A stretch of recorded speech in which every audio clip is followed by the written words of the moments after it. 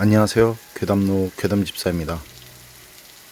여러분은 지나치면서 혹은 어떤 장소에서 서로 똑같이 생긴 사람을 시간차를 두고 보신 적이 있으신가요? 그렇게 시간차를 두고 본 똑같이 생긴 사람은 일란성 쌍둥이가 맞겠죠? 그런데 그게 일반적인 경우와 살짝 다른 경우의 사연이 있어서 여러분께 들려드리고자 합니다. 이번 사연은 모노가드님께서 제보를 해주신 사연입니다.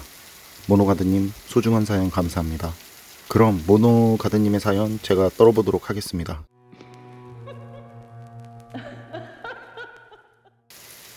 제보자님께서는 대학을 졸업 후 몇 년 동안 취업이 되지 않다가 우연한 기회에 대형 주류회사 본사에서 MD 계약직으로 근무를 하게 되었다고 하세요. 당시 업무는 회사에서 지정을 해준 지역에 가서 양주를 판매하는 단란한 곳들을 방문해서 자사와 경쟁사 주류에 대한 소비자 반응과 시장 조사를 하는 게 주 업무였다고 합니다. 시장 조사라고 해봐야 그냥 하루에 몇 병 정도 나가는지와 신규 업소 조사, 그 지역에 대한 간단한 업소 위치도 등을 만들고 업소들이 원하는 게 뭐가 있는지 그런 것들을 조사하는 정도였다고 합니다. 그리고 회사에서 원하는 건 하루 그런 업소들은 한 20여 곳 내외로 조사를 하는 걸 원했었는데, 이게 업소 숫자로 보면 별것 아닌 것 같지만 업소들이 오픈을 하는 시간 외에 영업을 할 때 들어가면 좋아하는 곳이 없기 때문에 하루 20곳 내로 방문하고 조사를 한다는 게 결코 쉽지 않은 일이셨다고 하세요.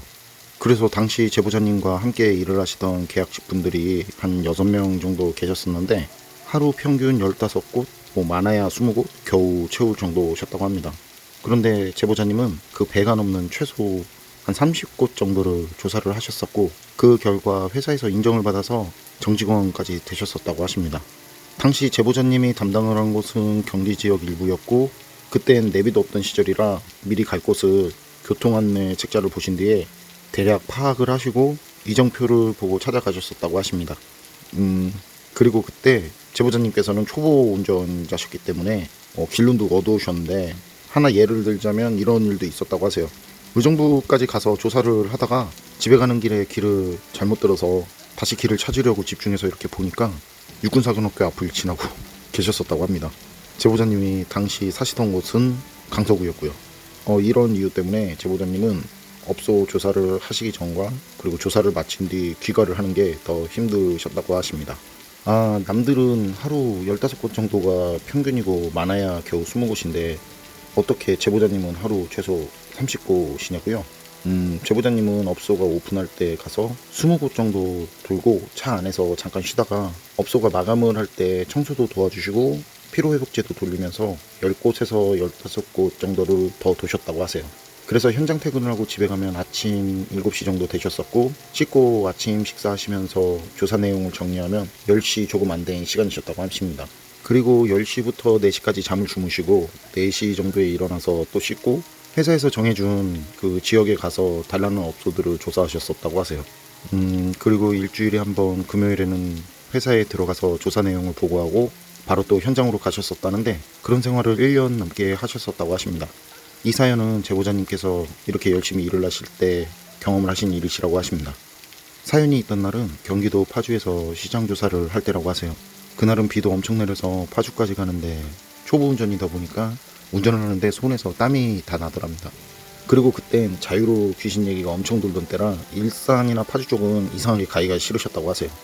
사실 자유로를 많이 다니셨지만 한 번도 보지 못한 제보자님이신데 이러다가 언젠가는 한번 보겠다 싶기도 하셨답니다.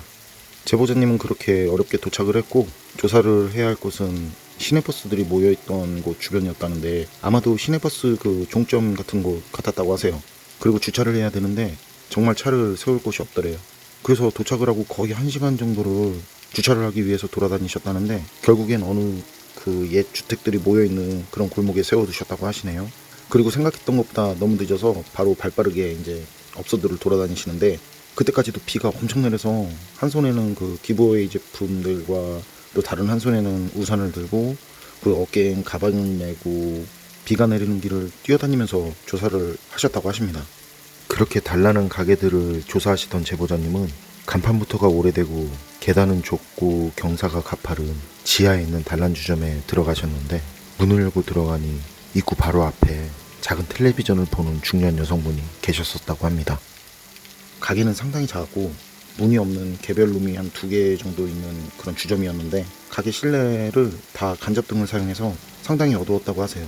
제보자님은 인사를 한 뒤에 기부웨이 제품 몇 개를 테이블 위에 올리고 중년 여성분을 다시 쳐다봤는데 중년 여성분은 아무 대답도 없이 그냥 계속 텔레비전만 보시더래요. 그래서 최대한 상냥한 목소리로 다시 인사를 한 뒤 웃으면서 서 있으니까 그제서야 중년 여성분이 가만히 앉은 상태에서 고개만 이렇게 돌려서 제보자님을 쳐다보시더랍니다. 제보자님은 본인의 임무를 완수하기 위해서 웃으면서 이것저것 여쭤보는데 중년 여성분은 눈 한번 꿈쩍이지도 않고 계속 제보자님이 신기하다는 듯 고개를 갸우뚱거리면서 쳐다보시더래요. 이때부터 살짝 기분이 오싹하셨다고 하세요. 솔직히 시장 조사를 하러 가게들을 이렇게 돌아다니다 보면 그냥 무시를 하거나 뭐 귀찮아하는 경우는 있어도 멀뚱멀뚱 신기하다는 듯 그렇게 무슨 뭐 동물원 원숭이 보는 듯 하는 경우는 없었다고 하시거든요. 분위기도 좀 이상하셨었다고 하세요. 당시 그쪽 가게들이 뭐 작고 불쾌한 분위기도 느껴지는 경우는 있었는데 그렇게 오싹한 느낌이 들지는 않으셨었다고 하세요. 그런데 마침 그렇게 쳐다보던 중년 여성분은 천천히 아주 천천히 진짜 힘도 하나도 없는 뭐 어디 아픈 사람처럼 천천히 일어나더니 팔을 싹 들어 올려서 제보자님에게 나가라는 듯 손등으로 손짓을 하시더랍니다.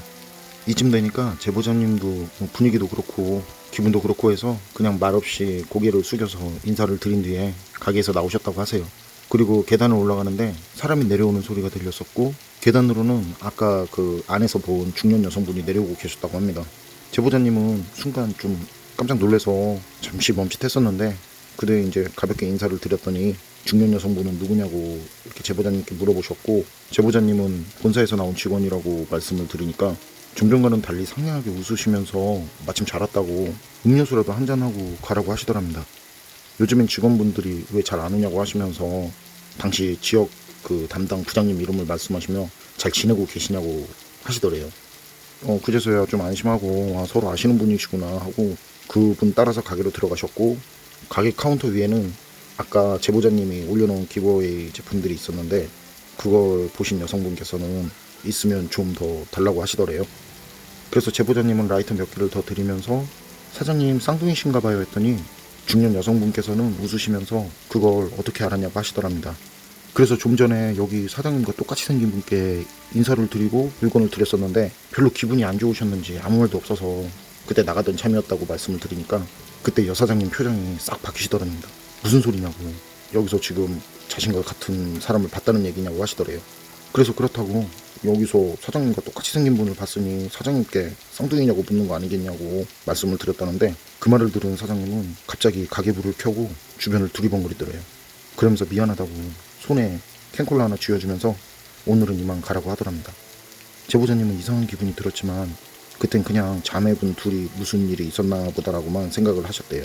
그리고 며칠 뒤 지역 담당 부장님께 업무 보고를 하면서 그 가게 여사장님께서 부장님 안부를 묻더라고 말씀을 드리니까 웃으면서 그분 이제 좀 괜찮으신가 보네 하시더래요. 그래서 제보자님은 그 이젠 좀 괜찮다라는 그 얘기가 자매 사이를 말하는 줄 알고 아니 아직도 가끔 다투시나 봐요 라고 말을 했더니 부장님께서 무슨 말이냐고 하시더래요.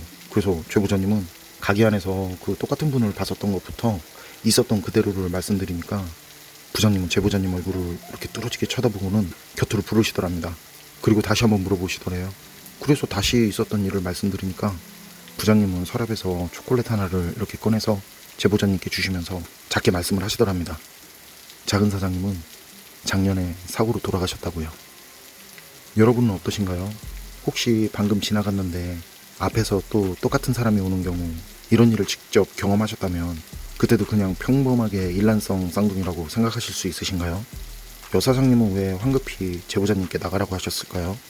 이 이야기를 들으시고 에이 그런 게 어딨어 이런 생각을 하실 분들도 계시겠죠. 저는 그런 분들 이해합니다. 저도 그 일을 경험하기 전까지는 그랬었으니까요. 괴담록 오늘 이야기는 여기까지입니다.